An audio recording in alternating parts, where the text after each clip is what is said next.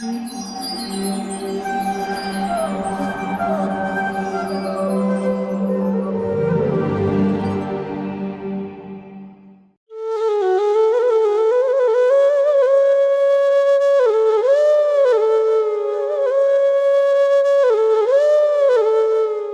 कृष्णा।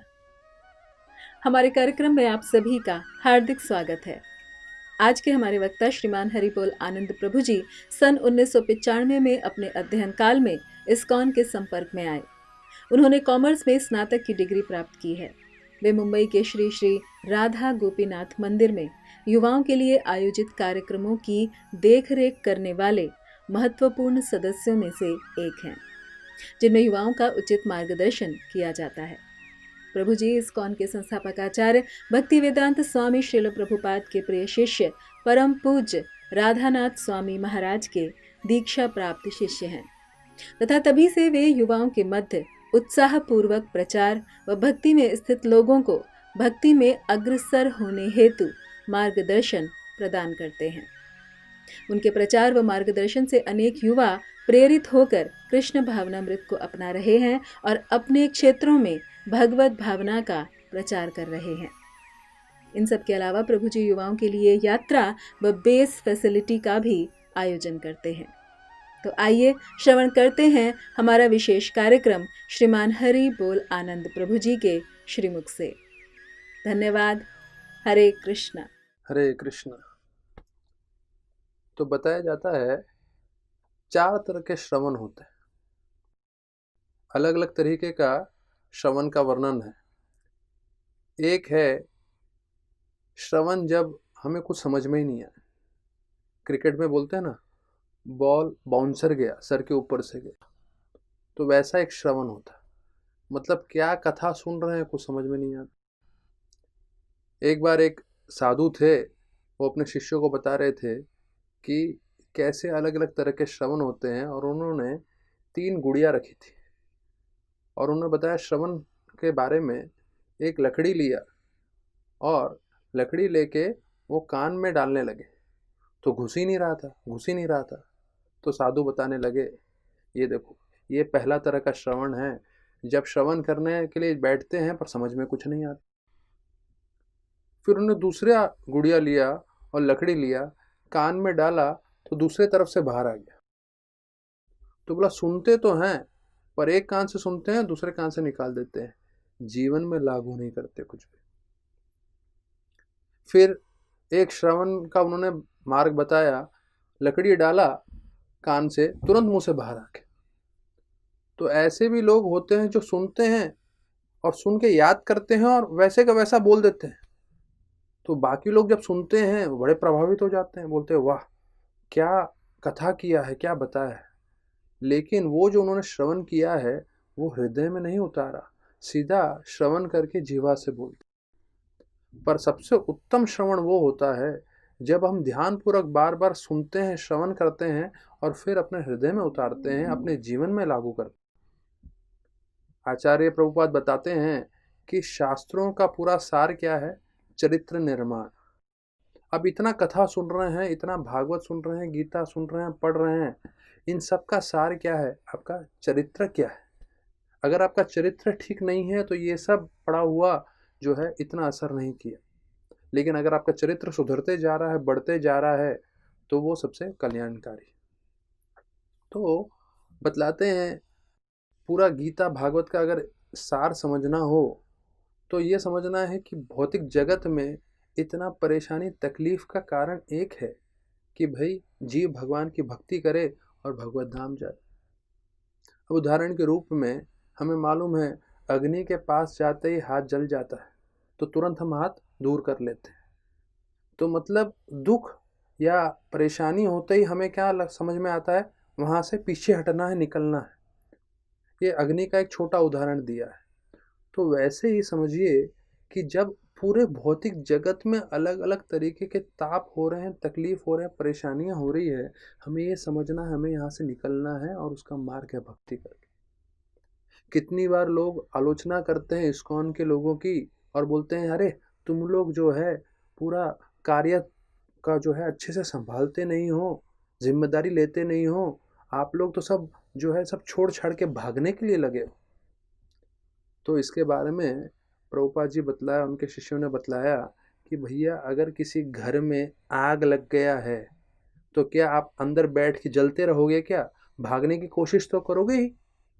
तो वैसे ही भौतिक जगत को जो है दुखालय बताया गया है, दावाग्नि बताया गया है। दावाग्नि मतलब पूरा जो है भौतिक जगत अग्नि से प्रज्वलित है, सब परेशान हैं, सब तरह के तापों से दुखी हैं। तो ऐसे में जो भी बुद्धिमान व्यक्ति है वो भक्ति करता है, और भक्ति करने का सबसे सरल उपाय क्या है? भगवान की कथा सुन। देखो, कलयुग में सबसे आसान तरीका है नाम जप करना, लेकिन उसके लिए माला उठाना, नाम जप करना, वो सब है, इतनी चेष्टा करनी पड़ती है। लेकिन उससे ज़्यादा सरल क्या है? कथा सुनना। बस बैठ जाओ, कुछ मत करो, कान खुले रहते ही हैं हमेशा, बस सुनते रहो, और उससे आप आध्यात्मिक रूप से उन्नति करोगे, और फिर खुद हृदय में प्रेरणा आएगी, क्यों ना भगवान की भक्ति करें, भगवान का नाम जप करें, भगवान के संपर्क में। तो प्रभुपाद जी एक जगह बतलाते हैं, अभी आम का कभी कभी जो है आम लोगों को पसंद आता है, आम लोग खाते हैं, तो आम जब खाते हैं तब उनको संतुष्टि होती है। सिर्फ आम आम आम जप करेंगे तो संतुष्टि नहीं होगी।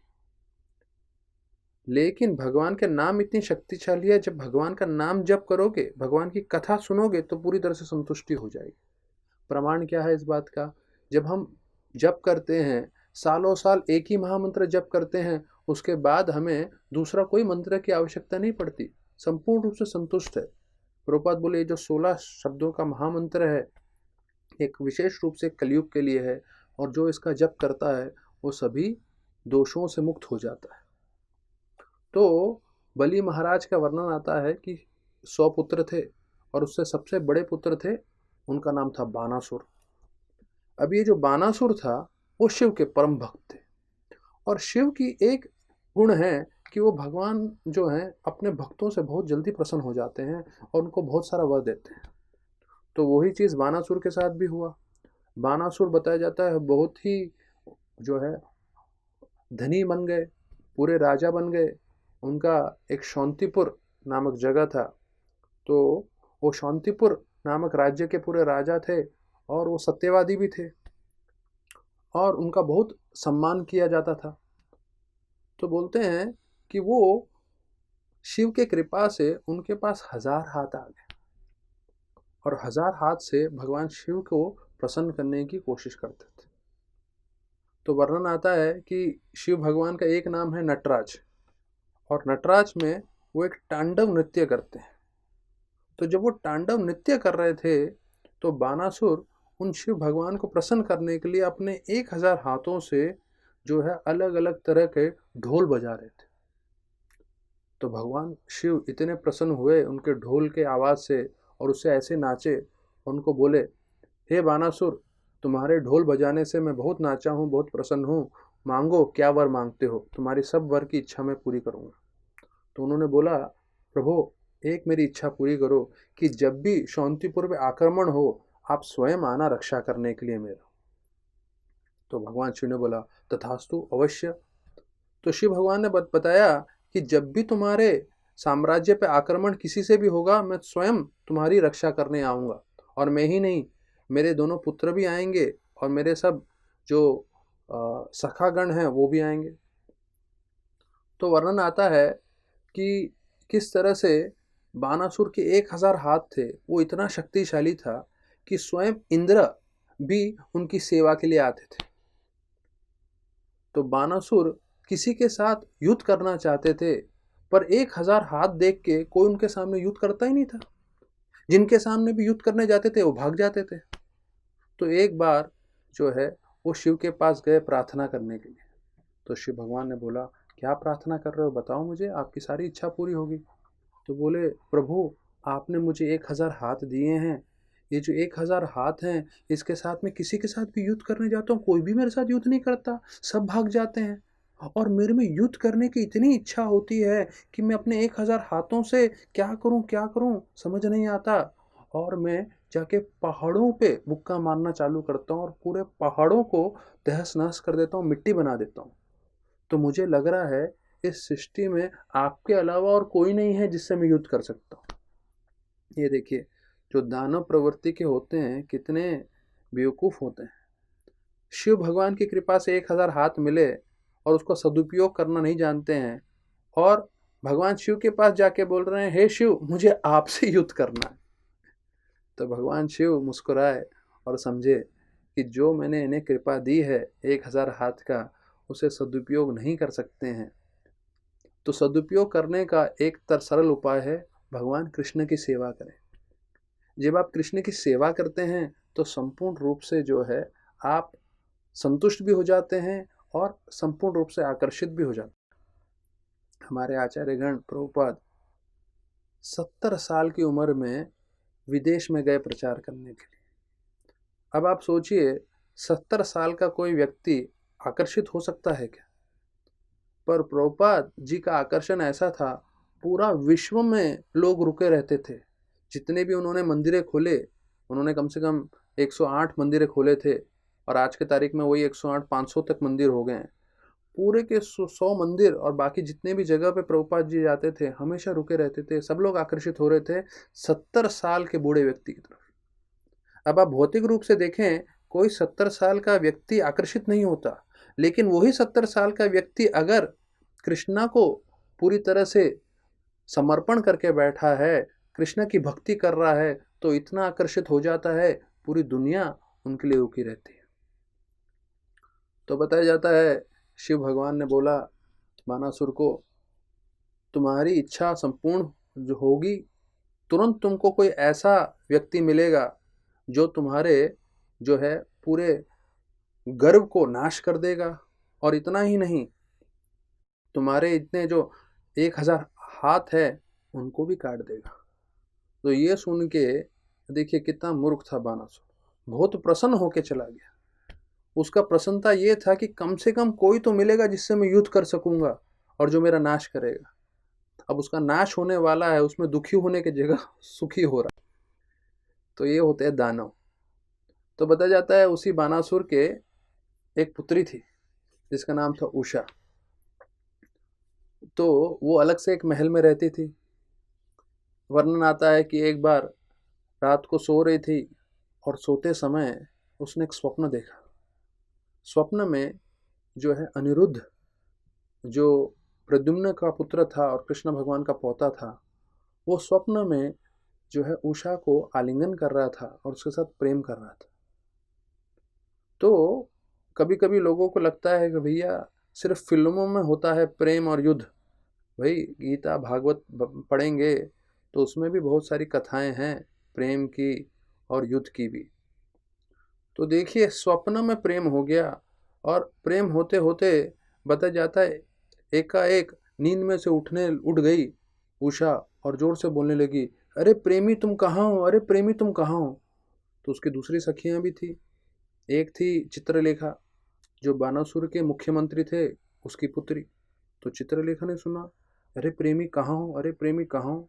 तो पूछने लगी, उषा भाई यहाँ तो हम स्त्रियां रहती हैं, सब लड़कियां रहती है, पुरुष तो कोई आया नहीं है, तुम ये प्रेमी प्रेमी किसको बोल रहे हो।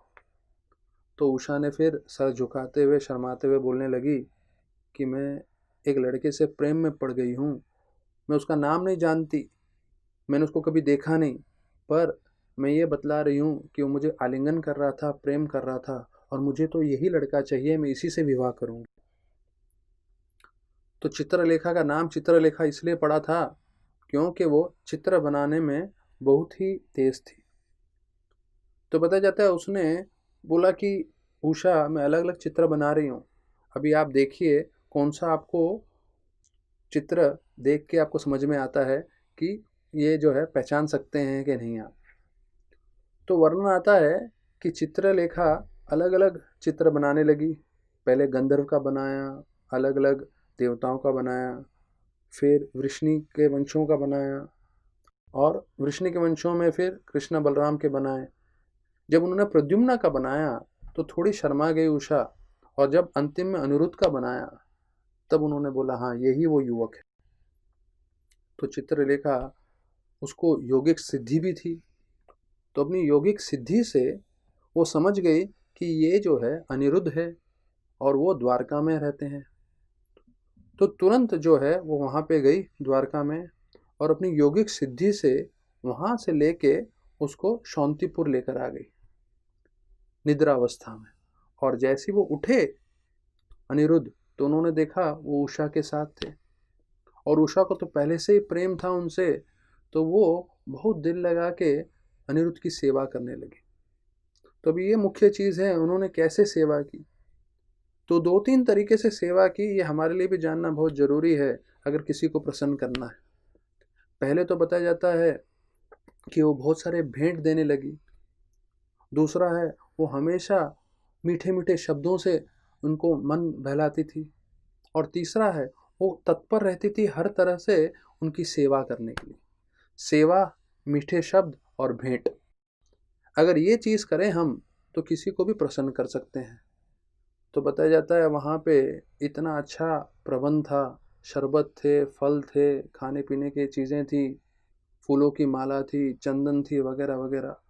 तो हमेशा बताया जाता है दोनों एक दूसरे के प्रेम में रहते थे, आनंद में रहते थे और दिन दुगनी और रात चौगनी दोनों का प्रेम बढ़ता गया।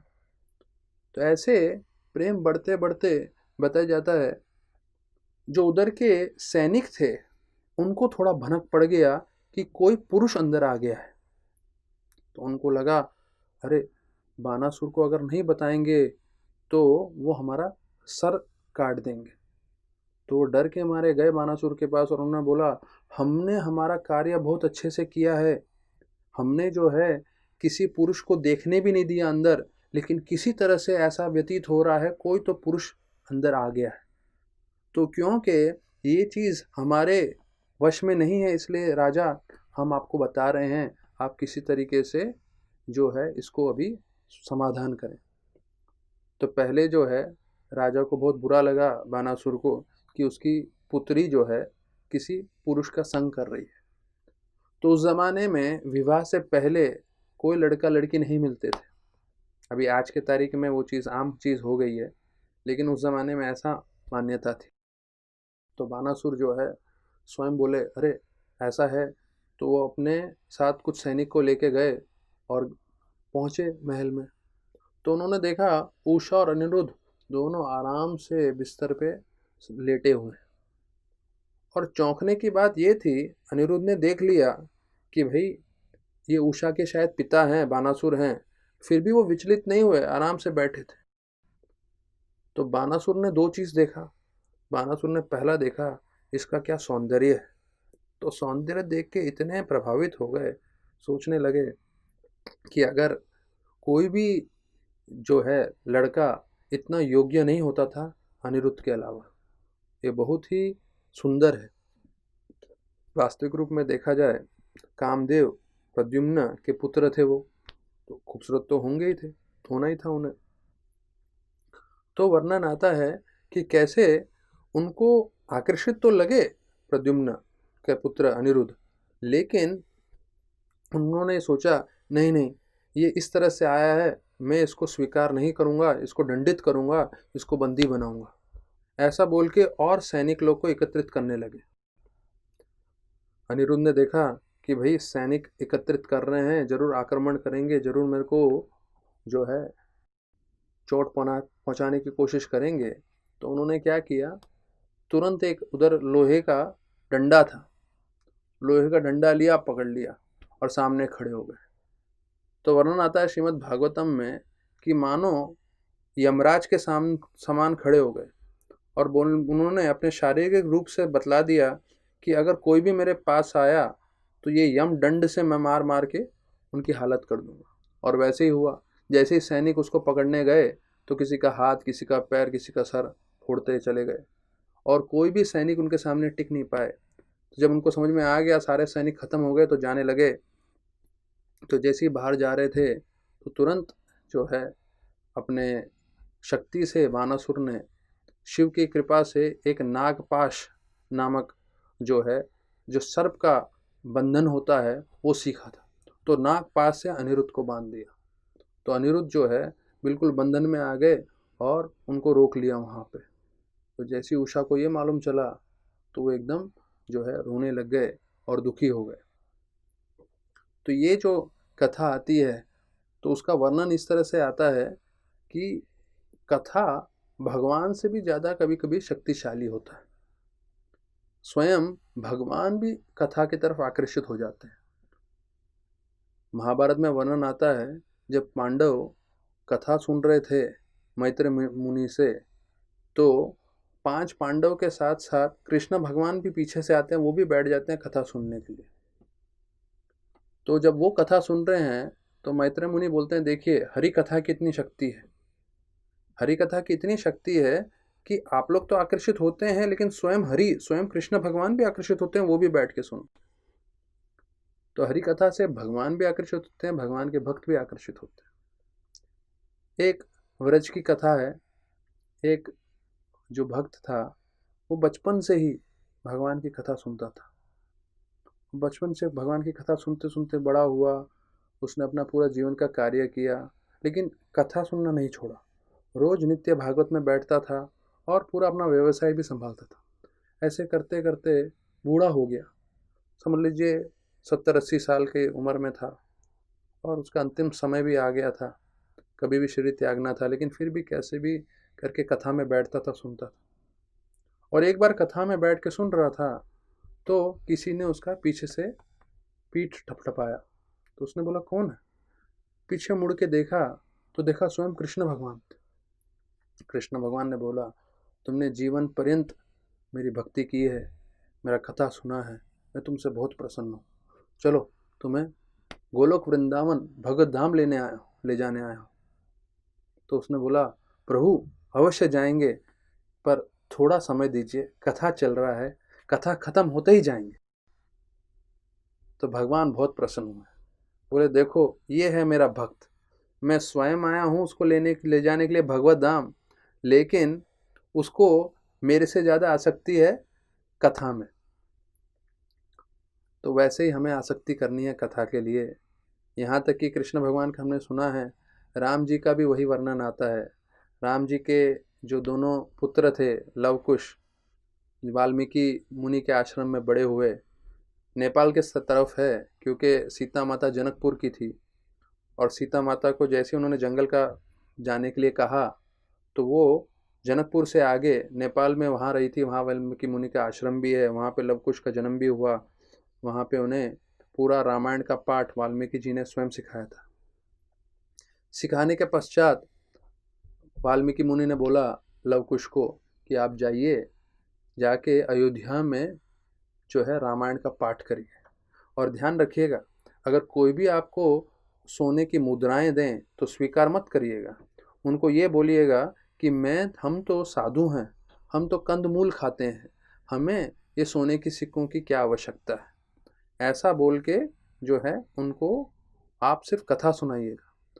तो रामायण की कथा जब वो कथा करते हुए अयोध्या में प्रवेश करते हैं, पूरे अयोध्यावासी उससे आकर्षित हो जाते हैं और सब सुनते हुए जाते हैं। और जाते जाते बताया जाता है वो महल में प्रवेश करते हैं, और महल में जितने मंत्रीगण थे वो भी सब आकर्षित हो गए, यहाँ तक कि राम और उनके और तीनों भाई वो भी आकर्षित हो गए। और वर्णन आता है कि जब लव कुश कथा बता रहे थे रामायण का, तो राम जी इतने मुग्ध हो गए, वो अपने आसन से उठकर नीचे आ गए और नीचे आके बैठ गए उनके साथ और पूरी कथा जो है सुनने लगे।